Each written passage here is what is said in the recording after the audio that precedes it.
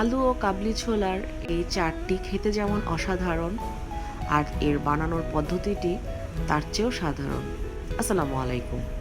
এই চাটের জন্য কাবুলি ছোলা আগের দিন রাতে ভিজিয়ে রেখেছি সারা রাত। 1 কাপ নিয়ে সেদ্ধ করে নিয়েছি সামান্য লবণ দিয়ে। একটি টমেটো কিউব করে কেটে এর মধ্যে দিয়ে দিচ্ছি এবং আলু সেদ্ধ দিয়ে দিচ্ছি পরিমাণ মতন। আমি এখানে 3টি আলু দিয়ে দিয়েছি, আপনারা চাইলে কেউ এর পরিমাণ বাড়িয়ে বা কমিয়েও নিতে পারেন। এর মধ্যে কিছু মশলা অ্যাড করব, যার মধ্যে আছে 1 চা চামচ লবণ, 1 চা চামচ জিরার গুঁড়া, 1/2 চা চামচ চাট মশলা, 1/2 চা চামচ মরিচের গুঁড়া।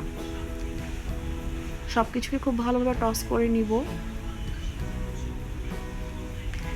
একটি কাপে তেঁতুলের চাটনি নিয়ে নিচ্ছি 3 টেবিল চামচ। এটা আমার ঘরে তৈরি করা তেঁতুলের চাটনি, যার সাথে আমি অ্যাড করেছি ঠান্ডা পানি 1 কাপ, লেবুর রস 2 টেবিল চামচ ও 2 চা চামচ চিনি। এটা যখন আমরা টেবিলে সার্ভ করব তার ঠিক আগ মুহূর্তে এই তেঁতুলের চাটনিটা অ্যাড করব। ধনেপাতা কুচি ও কাঁচামরিচ কুচি পরিমাণ মতন দিয়ে আবারও টস করে নিব।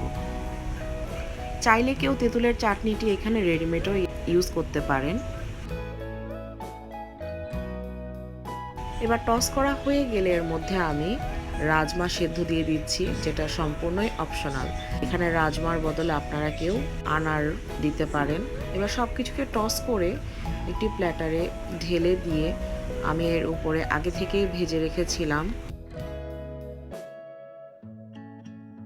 পাঁপড়। চাইলে কেউ এর বদলে ফুচকা বা স্প্রিং রোল শিটও দিতে পারেন। তো তৈরি হয়ে যাবে আমার অসাধারণ ও মজাদার।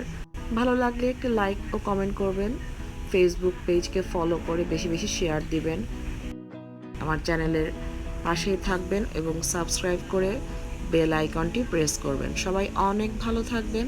আল্লাহ হাফেজ।